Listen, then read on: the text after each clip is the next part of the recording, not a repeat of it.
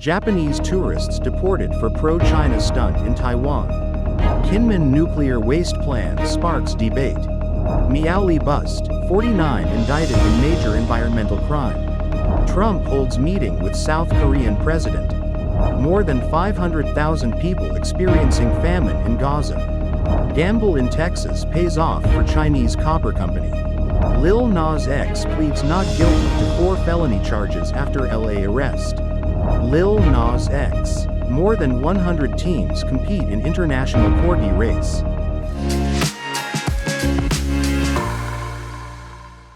Hello, I'm Johnny. Thank you for joining us on Funny News. It's Wednesday, August 27th. Let Tomatina Day, and here are your top stories. And for today's Taiwan news, 2 Japanese men were deported from Taiwan after waving China's flag and shouting pro-Beijing slogans in Ximending. An anti-CCP influencer exposed one man as a pro-China YouTuber with a criminal past.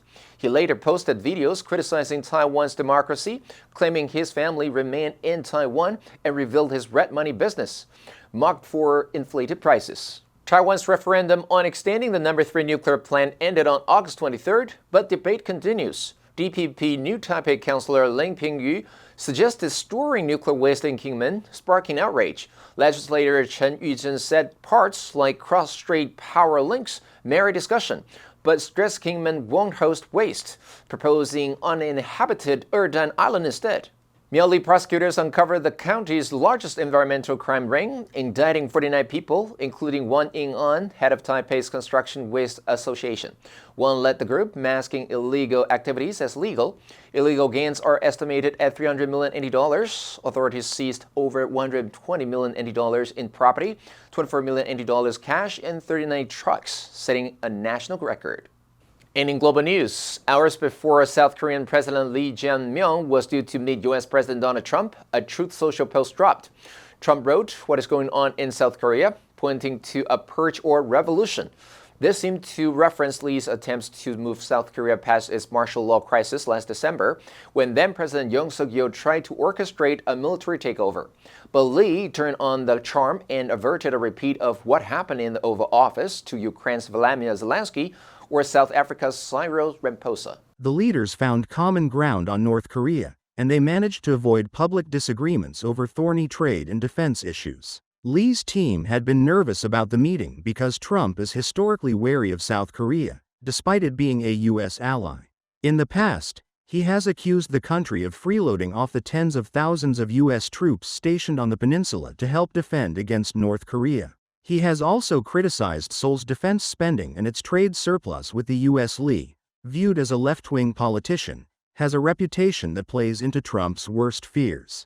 He has been skeptical of South Korea's military alliance with the U.S. and now says he wants to develop stronger ties with China. Famine has been identified in Gaza Governorate, where Gaza City is located. A report from the Integrated Food Security Phase Classification, a global initiative monitoring hunger with government backing, projected that famine would expand to central Gaza and southern Gaza by the end of September. The IPC itself does not issue official declarations of famine, but its findings can inform governments and bodies such as the UN in making a famine declaration. The report also found that more than 500,000 people in the Gaza Strip are facing Phase 5 conditions, which are characterized as catastrophic levels of food insecurity. About 1.07 million people, 54% of the population, are facing Phase 4 conditions, defined as emergency levels of food insecurity. Between mid-August and the end of September 2025, nearly a third of the population, about 641,000 people, are expected to face Phase 5 catastrophic conditions, while the number of people experiencing emergency levels will likely increase to 1.14 million. The IPC report stated that, given the inability to classify North Gaza due to barriers to accessing the area, the figures are likely an underestimate.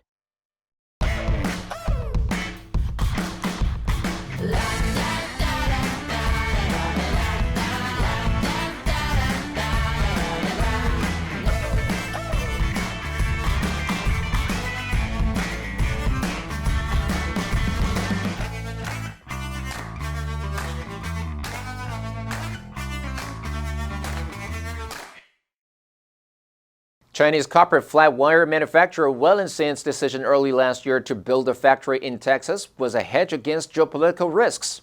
Now the investment is paying off as U.S. import tariffs boost demand for its locally produced goods.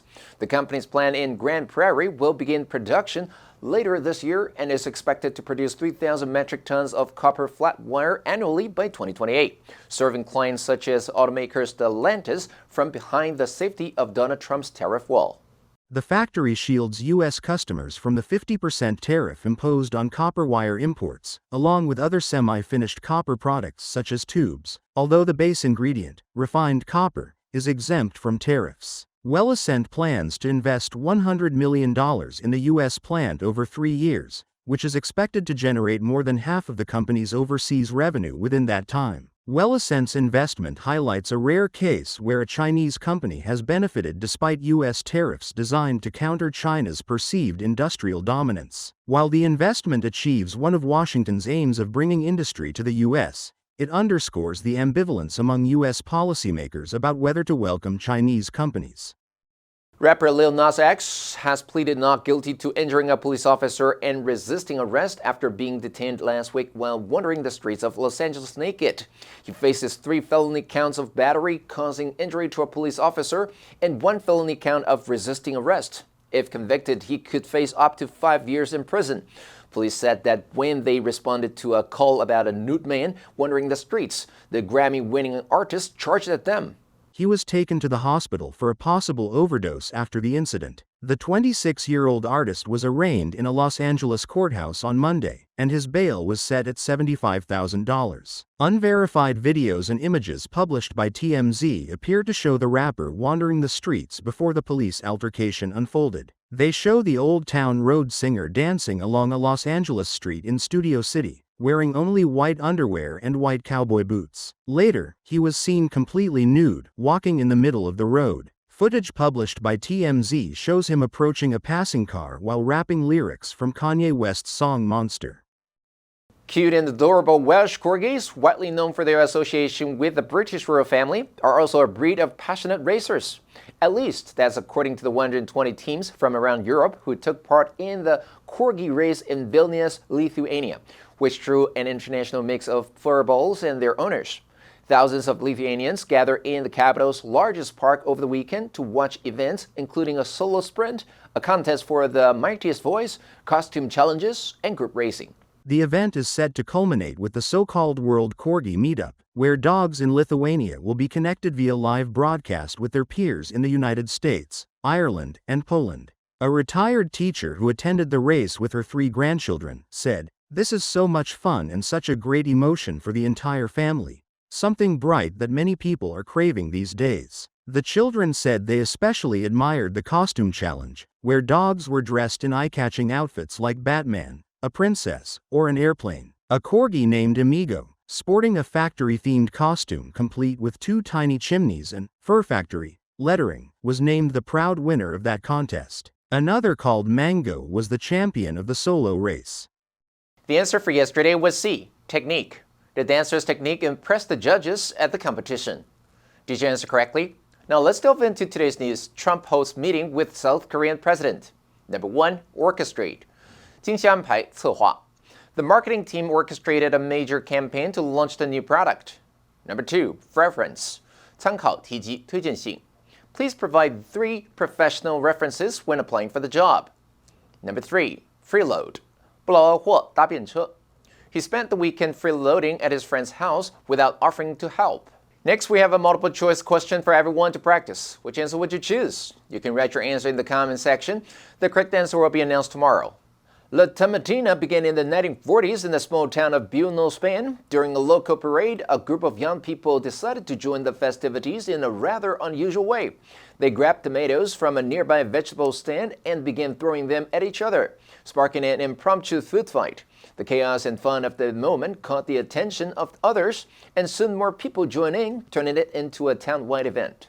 And that's all for today's FUNDAY News. Be sure to tune into FUNDAY News from Monday to Friday and click the link below to join FUNDAY for free. I'm Johnny Wu, your host, and I'll see you next time.